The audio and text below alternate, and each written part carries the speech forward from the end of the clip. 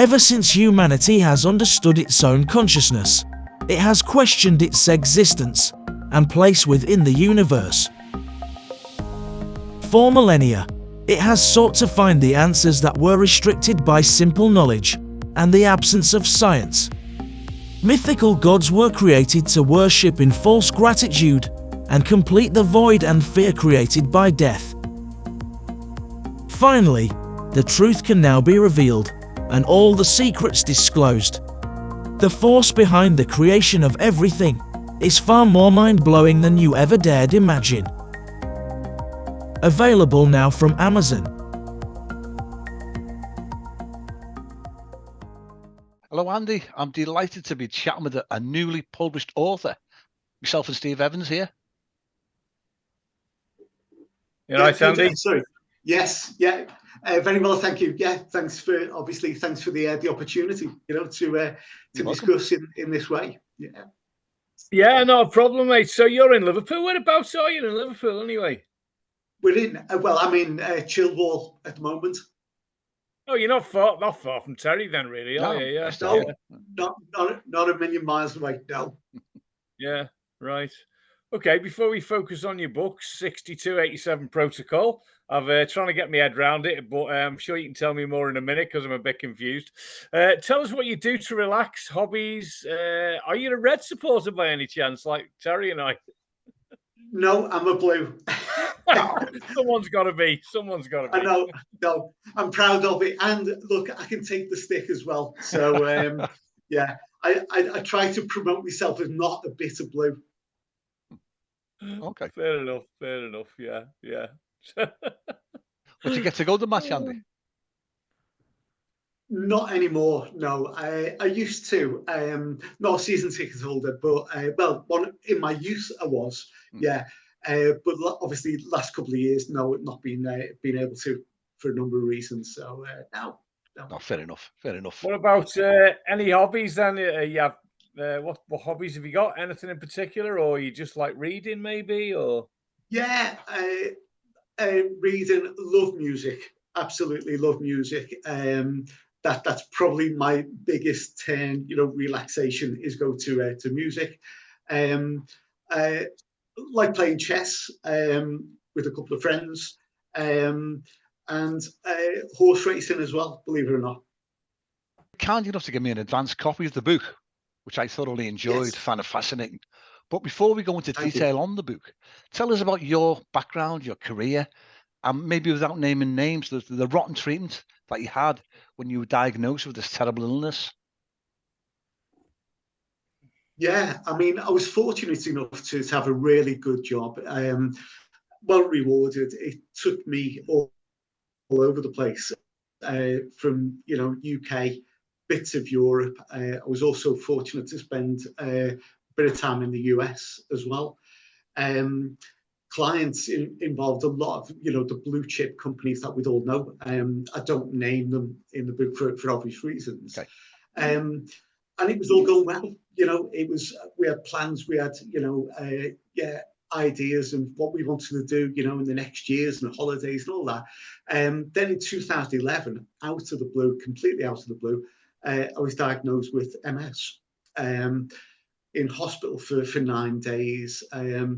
Looked at all different things, to rule out other possibilities, and then gave me the final diagnosis of MS. That obviously changed everything. All of a sudden, your world. I describe it as one of those snow globes. It all looks nice, pretty, and then when you shake it up, it goes everywhere until it lands again in hopefully some sort of pretty pattern. So that was 2011. My employer at the time said to me, look, don't worry, there'll always be a job here for you. That was the first promise. Unfortunately, it wasn't the case. Within 12 months, I was fired or sacked on the ground of ill health. Without giving too much away, because it goes into real detail in the book. yeah, they pulled the rug from under me, and that wasn't the case. So I spent a long time after that, 5 years, trying to get justice for that and to rebuild my life. But MS, part of MS is a mind is triggered a lot by stress. So you can imagine then, and to start off with, it's a thing called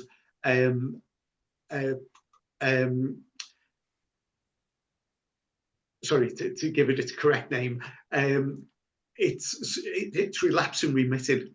So you can have periods where it's in relapse and the symptoms die down. Yeah. Then you can have a relapse, and the relapse could be caused by anything from an infection through to stress, and all this. So I was having almost back-to-back relapses during this time, and that was just making the condition worse. So yeah, that's where I was, and that's what happened, and that's where it got me to. And obviously there's a lot of in between, which hopefully the novel goes into a bit more detail. Okay. Yeah, you know what? There was a point around 2010, I think, when employers changed the way they dealt with sickness. And instead of saying, if you're sick, you're sick, they were saying, well, if you're sick, you're a liability. So we're going to try and get rid of you if we don't want you. Yeah. I mean, it was like that. I was in a very similar position myself, by the way. So I know where you're coming from. So I know how difficult it is. But yeah, I can completely empathize with you where you're coming from. Yeah. But again, without giving too much away, I was sacked on a medical examination that was 14 lines long, that didn't have my medical records. They didn't know what it did for a job, and the person examining me had no neurological experience whatsoever. And that's it. That ends your life, basically, or redirects it, I think is the way I look at it now.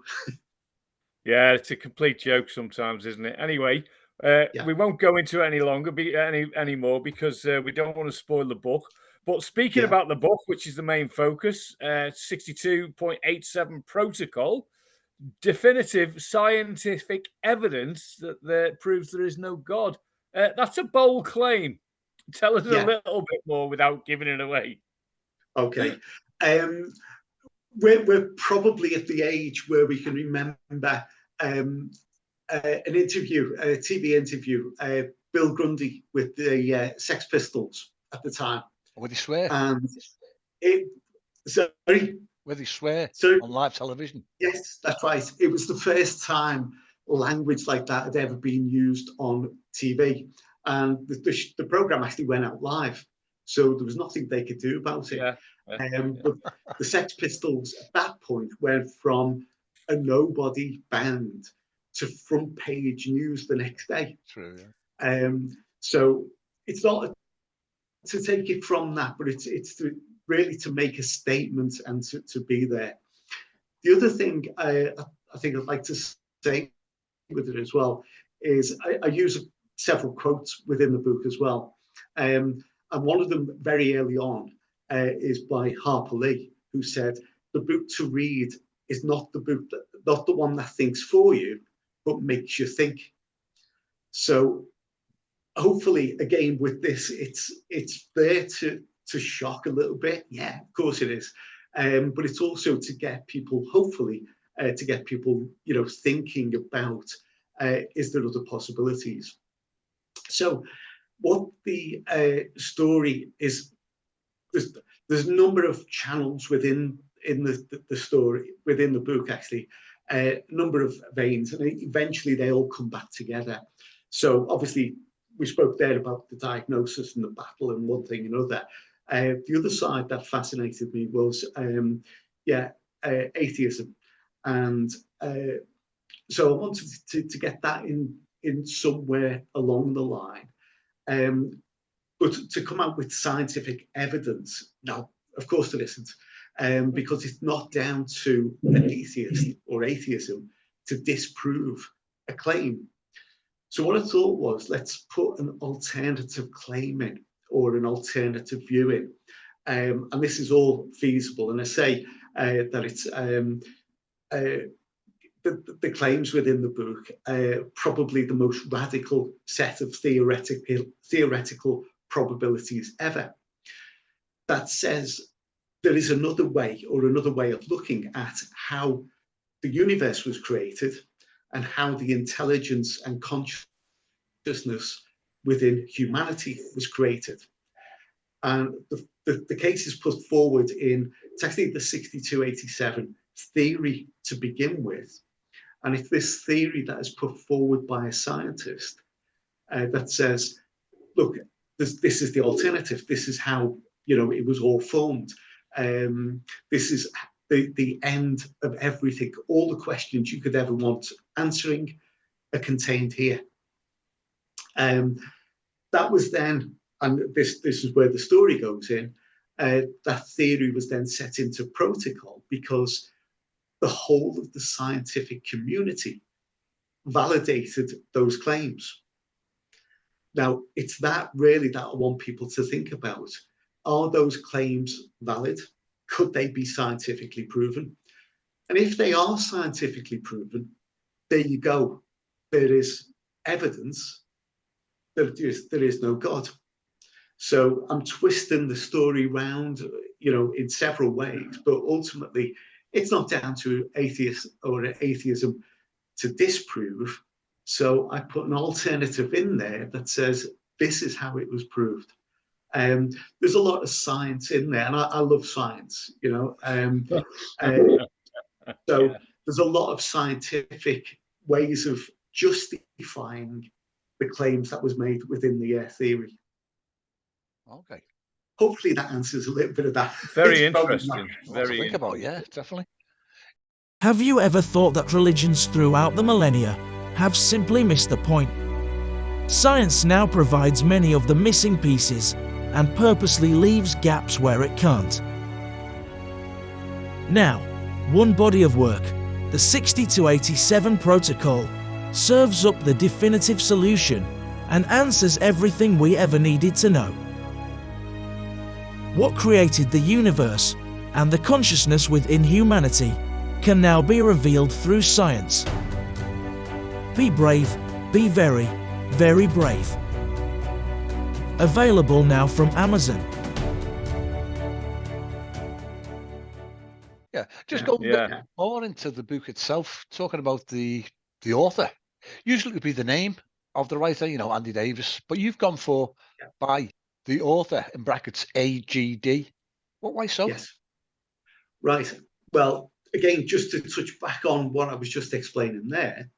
So this theory was written, the 6287 theory was written and then put out there for the scientific community to validate. That author of the 6287 theory is not known. So this all gears around, it's that story, that theory that was put forward that was eventually validated. And again, it becomes clearer within the book as why the author is unknown. It is one of those ones, I don't want to give too much away, yes, but it leads you in there to understand why the author will, it's not known here. And it's not to say that it wouldn't be known in the future. It's just at this particular point in time, we don't know who the author is. Okay. Yeah. And it's not to be over, cryptic or anything like that. It just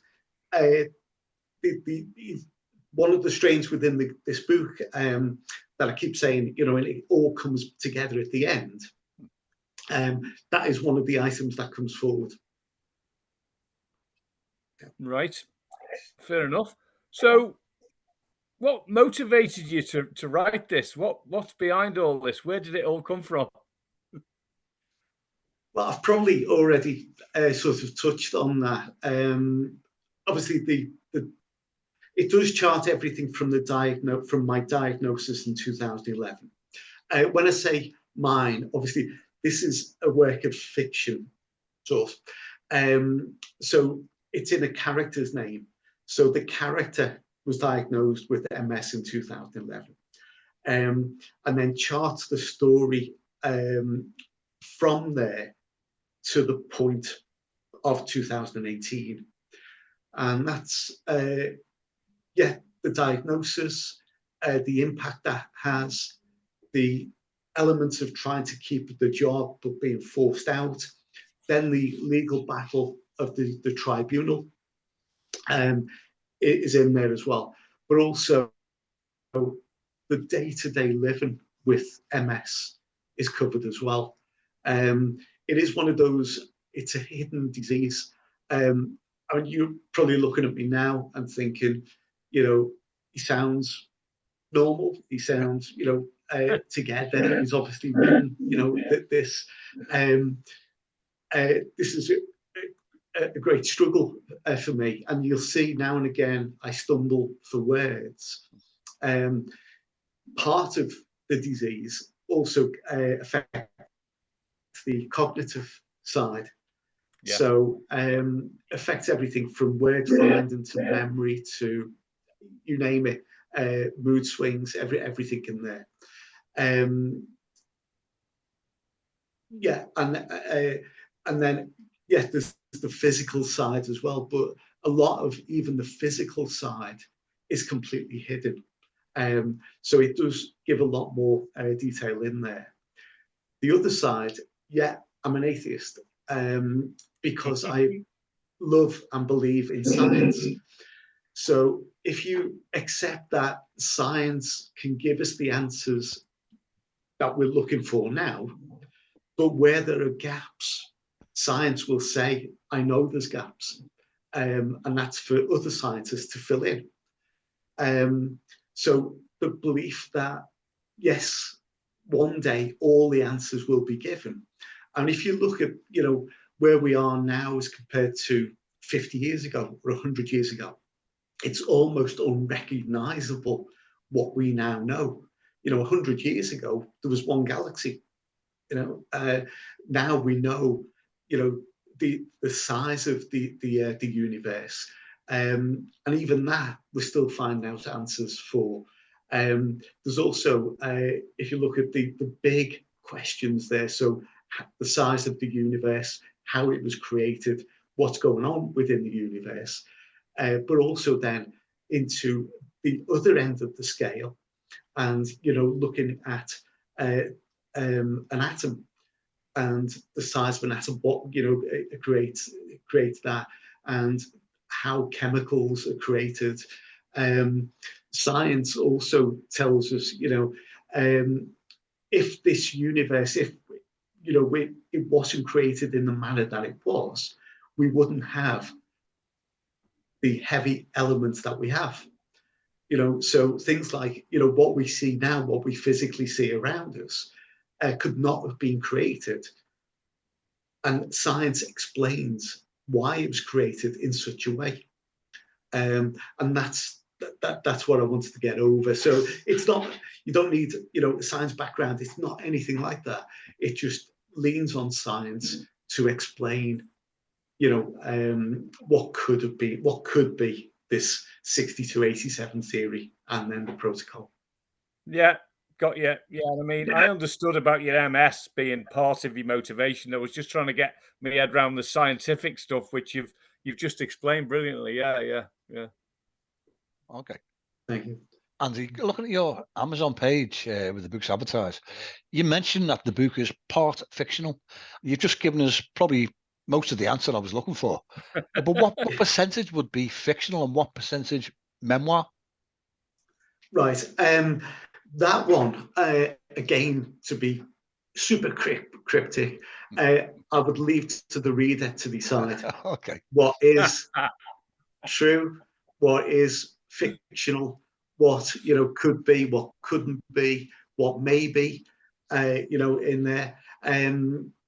It is down to the reader, I hope, to yeah, enjoy, and then take from that. Somebody said to me, who's read who've read it, and same sort of reaction to yourself, Terry, which was fantastic, sort of feedback.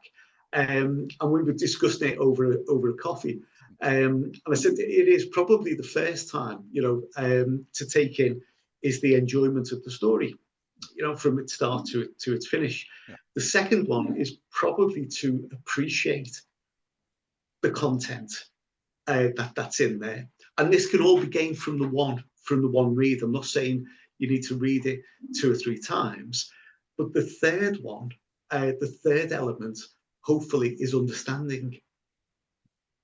And the book really, really, really falls on that understanding rather than sort of knowledge and whatever. But again, it explains it in there. So it is to understand something rather than just, information can sit there on a shelf without anybody reading it.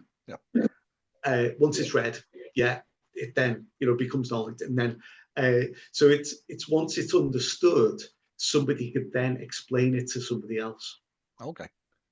Sounds very intriguing. I mean, Terry's read it, I haven't, but yeah, I'm mystified, and it's getting me. It's hooking me. Yeah. I'm really I'm gonna have to have a look at this. But it's set against the backdrop of the 2018 Football World Cup in Russia, isn't it? So, what made you choose that tournament, or was just that the time you were writing it, or does that tournament have some special value or something like that? What's that about then? No, I just needed to ground it to a point in time, and again within the story, what it helped me do is to give a timeline to that, so I could state something and refer it to a point in time. What happened on during June and July of that year with the Football World Cup. But it's no more than that, really. It's just to give it some grounding, and to give it that, and so people can actually relate it to it. There's a couple of gags around it as well. Okay. Andy, you've gone down the indie route for publishing. Have you been through the painful experience of trying to connect with the traditional publisher? Did you just think, I'm just going to get the book out there? It was, Terry, yeah, it was just a case of that. It was just to get it out there. It's essentially, it was, just on 4 years in development, if you like. Yeah. And then a further 18 months of actually writing it. So you put that, amount of effort into it. And then, it's just, it is a case, I want to get this out there. I know there's alternatives, and Terry, you've guided me in a number of ways and been extremely valuable. But going down, the publisher route, some of the problems that just inherent within that, So at least this gets it out there for me. True. Allows me to do this as well. So yeah. You'd be waiting 2 years down the line. It was through a traditional publisher if you were lucky enough to get hold of one. So yeah, I totally agree. Yeah, that's it, isn't it? So you've got a background in marketing, so you must have been really good at promoting your book. Or what was your strategy for promoting the book anyway? And where does anyone get a copy? This is something you should be good at, surely. Hopefully so. Yeah. There's a number of things I've done. Obviously, I've set up a social media page for the book. I'm still at the very early stages of this, so I'm exploring. Facebook is a big one because it allows people to communicate back, and my hope would be that people would, read it and then maybe ask questions through that platform. Not saying a group type thing, but whatever. So people can actually come on there and, question, well, this element of it, how did you get to this? Or can you justify this? Which would be really nice. And I'm looking at other channels as well. I've also created a number of short videos to promote the book as well. The main thing being for that is it's very difficult. We've had this great chat about it, and it's been great for me to talk about the book. But to do that on a single image or any sort of static format can be quite difficult. So I've created a number of videos that I can put out. These are only 30-second long, like a TV commercial type thing, on those channels to get interaction within that. Yeah. The other thing I've done, and this is going to be really taking a lot of my time at the moment, is identifying sort of high-profile atheists who would, benefit, I think, from, hopefully benefit, from reading the book. And again, a lot of these high, profile individuals have huge, 5 million followers, Ricky Gervais, for example. It's a dream, but it would be extremely nice if I could get it in front of him. So, and then there's a lot of others. I'm just sending the book out there to say, please have a read of this, either from, an atheist stance or from a music stance. There's a lot of music references throughout the book as well. So that's the other side. And it's just hard work, really is, of getting it out there, trying to get the right people. Those in sort of high profile are sort of split into two camps. There's advocates and influencers. So an advocate for the book would be somebody who say, I've read this and it was great. Influencer would be more to promote the book on their platform. And again, I'm just trying different tacts to see which ones can switch on by individual activities from that. You're working on at the moment. Is there a follow-up? Is there a book 2? Is this standalone as it is? No, there is, and hopefully as people read it, they will see, it leads perfectly on to a second book. Right, nice one. You'll see. Again, not to give anything away, but yeah, it does really lead on to the next one. So, but I'm not really. I'm just jotting ideas at the moment. Okay.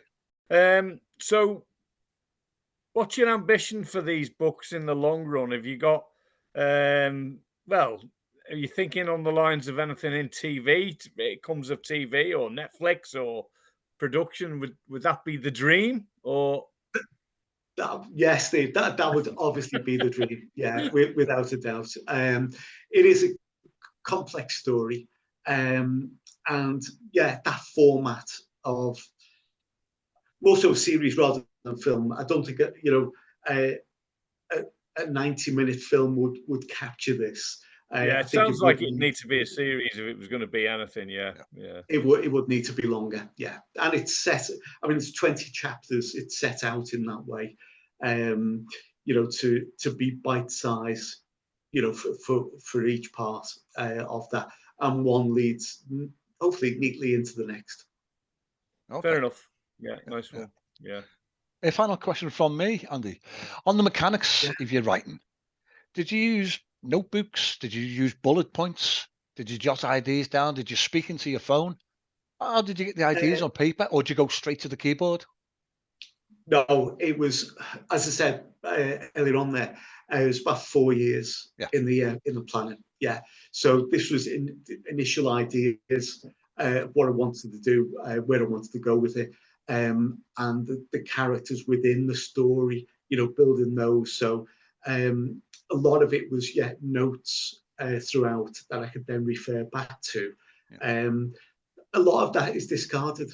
A huge amount is discarded, but you keep hopefully the bits that are relevant, and I want to do something with this with it.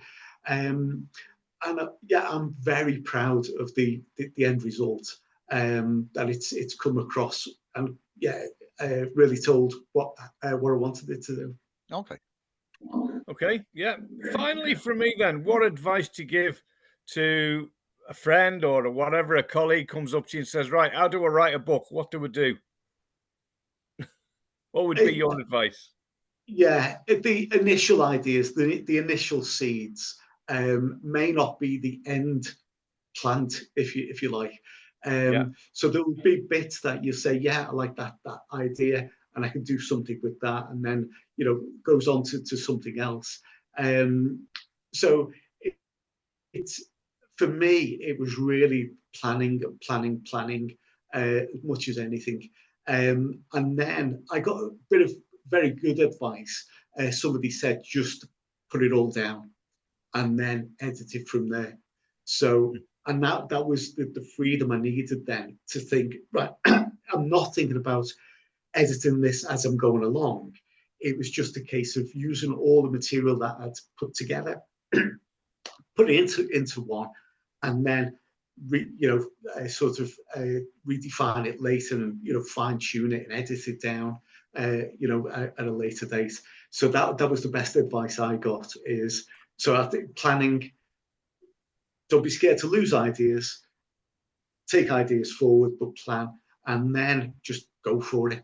Just put it down, and the fine tuning will come later. Yeah, absolutely agree. And we get similar off many authors. They'll say it doesn't matter what it looks like or sounds like, just get it down on paper and worry about it later and editing it, like exactly what you've said. Yeah. That was the best advice I got. Yeah, really was. Yeah. Really was. Brilliant. Excellent. And as I mentioned, it looks like time has caught up with us, in fact. But it's been absolutely fascinating chatting with you. And let's keep in touch as we have been doing. Thank you. Yeah, absolutely. Yeah. Right. It was nice to put a face to the name, Steve.